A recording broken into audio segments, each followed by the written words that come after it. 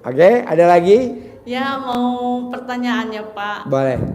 Pingin banyak uang kaya raya Pak Haji. Baca Quran, bisa gak baca Quran? Ya udah itu juga. 12 juz. Iya, alhamdulillah kan biasanya kalau tiap malam cuma 1 juz. Sekarang mah udah tamat 12 juz. Satu Quran itu 3 hari, alhamdulillah. Ya udah, pokoknya 12 juz. Ya. Ada kok, terangin ayatnya, videonya di mic-nya nih, pakai mic-nya. Pinjam mic-nya, terangin. Nih dengerin ya Pak nih. Pakai. Dasarnya Al-Qur'an nih. Pakai ini dulu aja ya. Ya, pakai itu dulu. Nih, dengerin Pak, nih dasarnya Al-Qur'an Pak, Bu. Dengerin. Nih, Bu. Yang tidak pernah rugi, selalu untung. Dalam surah Fatir ayat 29. Orang yang ngerjain 3 amal ini pasti untung dan enggak pernah rugi. Innalladzina yatluna kitaballah. Orang yang selalu membaca Al-Quran itu pasti untung, kagak pernah rugi. Itu Allah yang nyebut. Di ujung ayat itu yarjuna tijaratan lan tabur. Orang-orang yang selalu membaca Al-Quran berharap kepada Allah, perdagangannya, usahanya lan tabur, tidak akan pernah rugi. Kenapa orang membaca aja, Pak? Membaca aja itu nggak pernah rugi. Satu, Al-Quran dibaca, paham nggak paham, ngerti nggak ngerti, pokoknya yang dia baca ayat Quran dihitung ibadah. Tuh ayat Al-Quran. Afdhalu ibadati ummati tilawatul Quran. Sepaling baik ibadah umatku membaca Al-Quran. Paham ke? Enggak paham ke? Maka dia mendapatkan nilai ibadah. Kalau pengen cepat ke Mekah, lakukan 2 hal. 1, jangan pernah tidak baca Al-Quran setiap hari. Insya Allah nih anak-anak kita, Allah bukain lebar-lebar untuk bisa menuju ke Mekah dan Madinah. Ya Allah, ya Allah, taruh saya ya Allah di tempat Quran di mana diturunkan. Itu minta. Tiap habis Quran ya Allah, bawa saya ya Allah di mana Quran diturunkan. Cuma di Mekah. Yang kedua, baca doa ini. Dengerin nih Pak. Yuk. Itu lagi. Ya. Terangin. Iya, Bapak Ibu sekalian, itu penjelasan satu amalan di surat Fatir ayat 29. Nanti lihat ya, Nanti Bapak dan Ibu dibuka dilihat di rumah nanti surat lihat. Fatir Atau ayat di YouTube dibuka ya, di itu. surat Fatir ayat 29. Itu adalah rangkuman dari ilmu yang diajarkan Pak Haji selama ini. Ada 3 poin terpenting yang selalu Pak Haji sampaikan terus kepada kita semua. Nah, bangun malamnya ada di Al-Muzammil 1 sampai dengan 7. Itu dibuka. Itu bangun malam sampai baca Qur'annya. Tapi rangkuman dari semua yang diajarkan Pak Haji kepada kita semua untuk menghantarkan, menggapai hajat kita terkabul, itu ada di ini tadi surat Fatir ayat 29.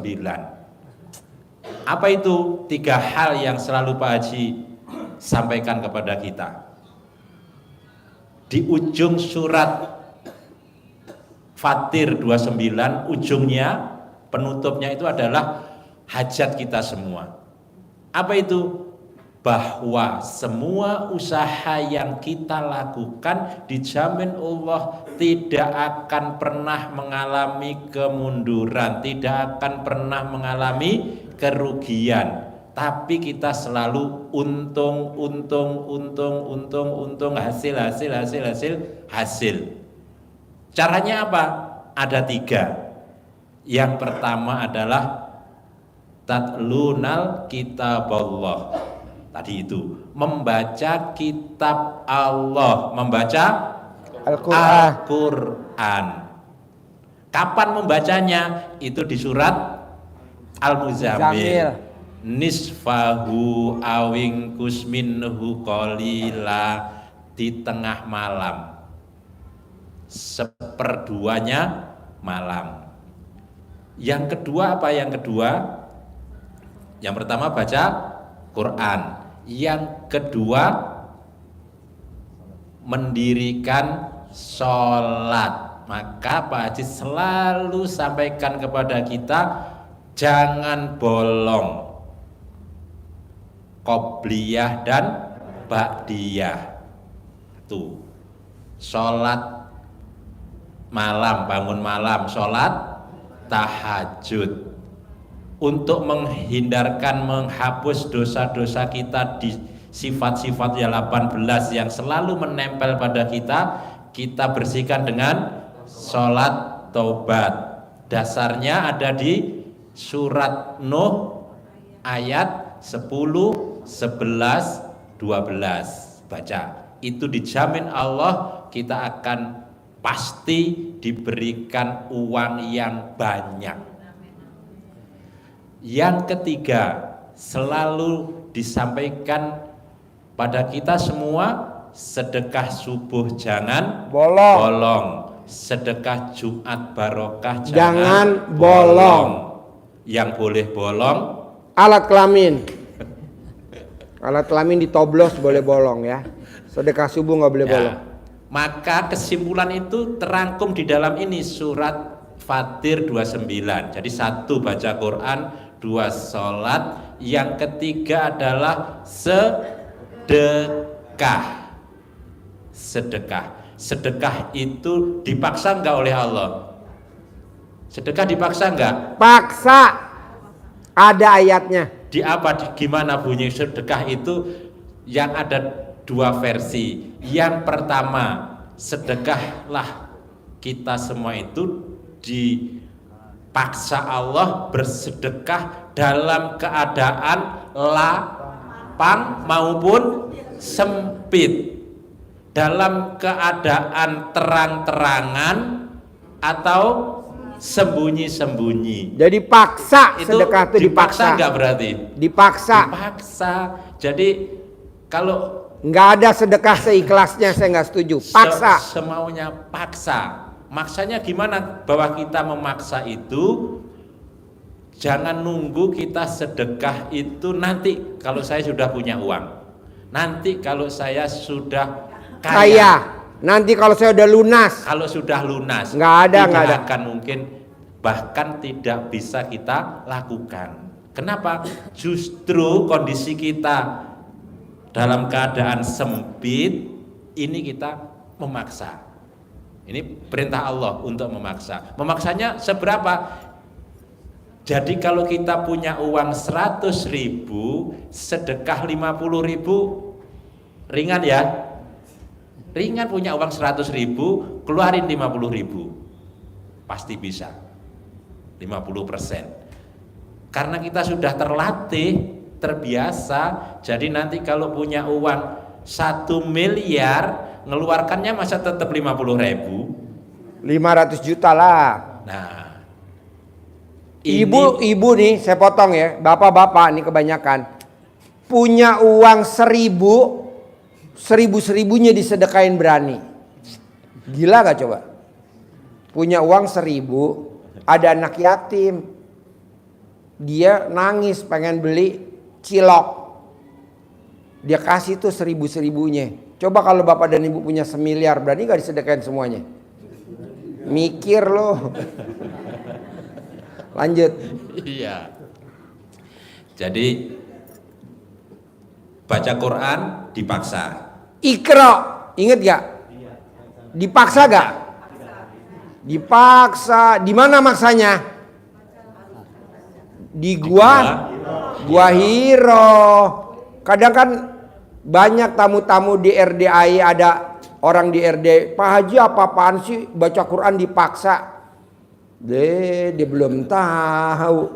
Pak Haji apa-apaan sih sedekah dipaksa, bukan sedekah seikhlasnya. Dia nggak tahu ilmu RDI tingkat tinggi. Jadi baca Quran dipaksa, sedekah dipaksa, sholat ba'diyah qobliyah dipaksa. Lihat hasilnya Pak, Bu. Ayo lanjut. Ya. Jadi semuanya kita sendiri yang harus memaksakan diri kita. Kenapa harus dipaksa?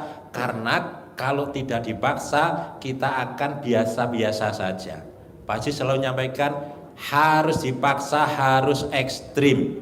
Kalau kita punya hajatnya ekstrim, hajatnya maksa, maka ibadah sedekahnya juga harus ekstrim dan harus maksa. Ekstrimnya Pak Haji yang disampaikan, Bapak Ibu bisa hajat terkabul ada dua jalan. Bapak Ibu bersekutu sama setan, bisa kaya raya, hajat bisa terkabul. Bapak Ibu bersekutu sama Allah, semuanya juga bisa terkabul. Tinggal keyakinannya. Ada nggak orang yang bersekutu sama setan juga bisa kaya? Banyak. Sudah pernah bersekutu kan? Iyalah. Miara babi ngepet. Jagain lilin jam berapa? Jam 12. Kalau ilmu RDAY, sholat tahajud bangun jam 00, senyum mandi pagi tahajud jam berapa? Jam 12. Kalau bukan ilmu RDAY, sholat tahajud jam berapa? Jam 3. Tinggal pilihan. Kalau ilmu RDAY baca Quran jam 00. Tapi kalau bukan ilmu RDAY baca Quran apa? Setelah sholat subuh. Kok habis sholat subuh? Nggak mau. Jam 00. Jadi waktunya ekstrim karena hajatnya ekstrim. Jangan Bapak dan Ibu, kok kita mesti baca Qurannya jam 00? Kok kenapa kita mesti tahajudnya jam 00? Kan hajatnya ekstrim. Karena ibadahnya juga harus ekstrim. Lanjut.